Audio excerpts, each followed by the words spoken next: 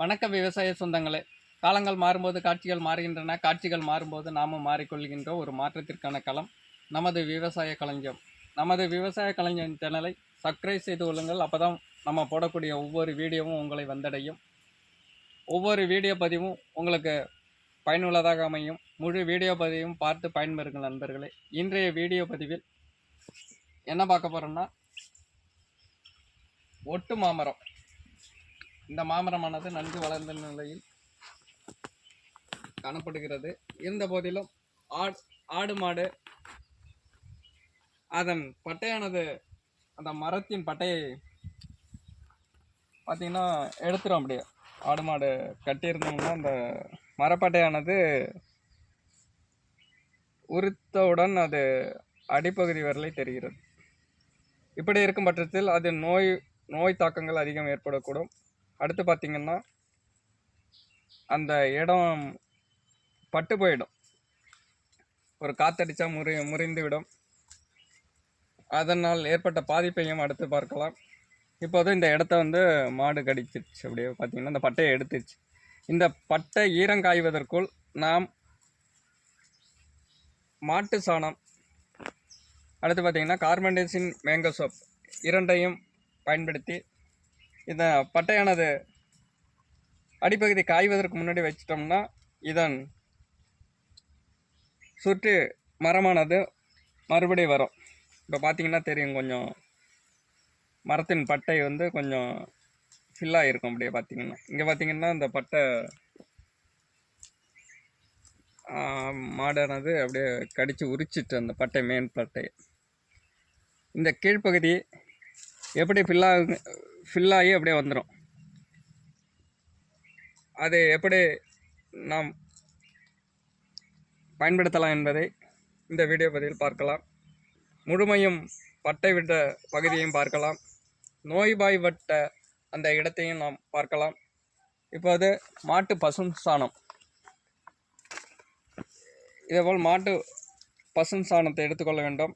நன்கு பிசைந்து கட்டில்லாத அளவுக்கு வச்சுக்கணும். அதோடன் பார்த்திங்கன்னா கார்பன்டேசின் மேங்கோ சோப், இது ரெண்டும் ஒரு பூஞ்சினால் ஏற்படும் பாதிப்புகளை கட்டுப்படுத்தும் தன்மையுடையது. அதை கொஞ்சம் எடுத்துக்கிறோம்.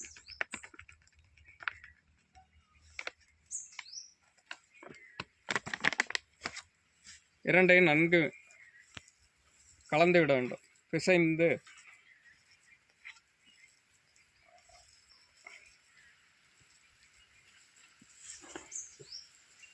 நன்கு கட்டில்லாத அளவுக்கு பிசைந்து மாவு போல் பசும் சாணம், அந்த மேங்கோ சோப், கார்பன்டேசின் என்று சொல்லக்கூடிய அந்த பவுடர், இதை ரெண்டையும் நல்லா மிக்ஸ் பண்ணிடணும். அடுத்து பார்த்திங்கன்னா நம்ம எந்த மரமாக இருந்தாலும் சரி, அதன் பட்டையானது உரிக்கப்பட்டு விட்டால் உடனே இதே போல் நாம் தயார் செய்து இதன் அந்த பட்டை விடுபட்ட அந்த பகுதியில் நன்கு அப்ளை செய்ய வேண்டும்.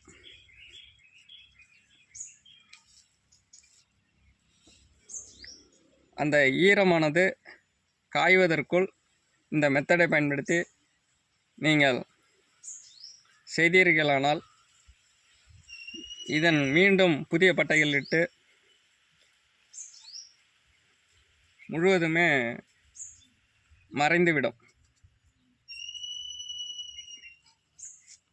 அதேபோல் இதன் பகுதியை நன்கு மறையும்படி நன்கு அப்ளை செய்து அது மேல் பகுதியில் மறையும்படி பூசிவிட வேண்டும். அப்படி இப்படி செய்யும்போது குறிப்பிட்ட நாட்கள் இடைவெளியில் இதன் தன்மையானது வளர்ந்து முழு பகுதியும் மறைந்துவிடும். அப்படி இந்த பகுதியை பார்த்தீங்கன்னா தெரியும், ஆரம்ப காலகட்டத்தில் அது இந்த பகுதி முழுவதும் மாடானது அந்த பட்டையை எடுத்துச்சு. இப்போ பார்த்தீங்கன்னா இந்த பகுதி ஃபில்லாயிடுச்சு. பார்க்கும்போதே தெரியும், இந்த பட்டைக்கும் இந்த ஓரங்கள் வந்து ஃபில்லான பகுதி தெரியும். இதேபோல் இந்த பகுதியும் இதை பட்டை எடுத்தவுடன் நீங்கள் இதேபோல் மாட்டு சாணம் ப்ளஸ் கார்பன்டைசி மேங்கசோப் அந்த மருந்து ரெண்டையும் மிக்ஸ் பண்ணால் போதும். அடுத்தது இந்த பகுதியானது முழுமையும் மறையும்படி ஃபில் செய்ய வேண்டும்.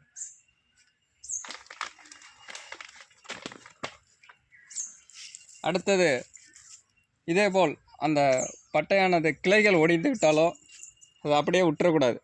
இப்போ அது விட்டதுனால என்ன பண்ணீங்க பார்த்தீங்கன்னா உள்ளே பூச்சி விழுந்துச்சு அந்த பகுதி.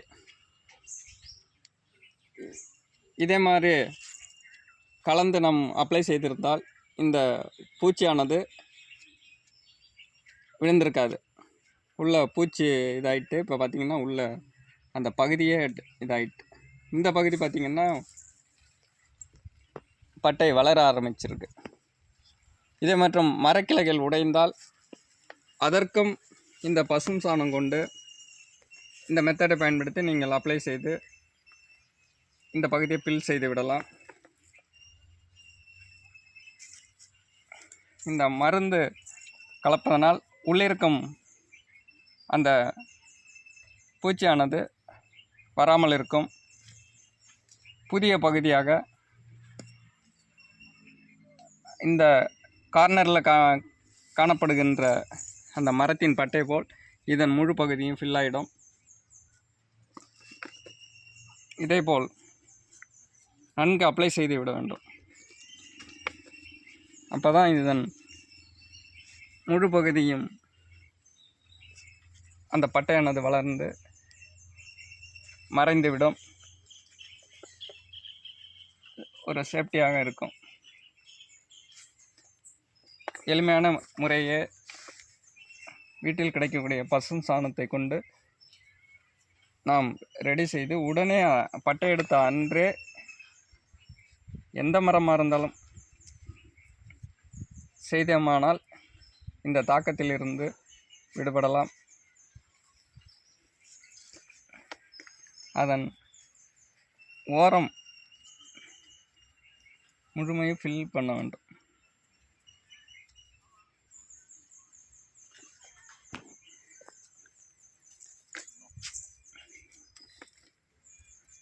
புல் பகுதியும் மறைந்து விடணும். அப்போ தான் அந்த பட்டை வளர்ச்சி கொஞ்சம் கொஞ்சமாக ஒரு குறிப்பிட்ட ஒரு 3-4 மாதங்கள் பார்த்திங்கன்னா அந்த பட்டை வளர்ந்து வர்றதை நாம் காணலாம். கனமாக கூட வச்சிடலாம், ஒன்றும் பிரச்சனை கிடையாது. எளிமையான முறையே விவசாய சொந்தங்கள் இந்த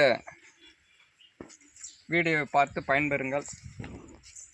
இந்த வீடியோ பதிவு பிடித்திருந்தால் லைக் பண்ணுங்கள், ஷேர் பண்ணுங்கள், கமெண்ட் பண்ணுங்கள்.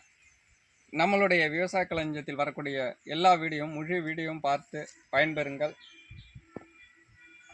உங்களது கருத்துக்களை இந்த வீடியோ பதிவின் நீங்கள் பதிவிடலாம்.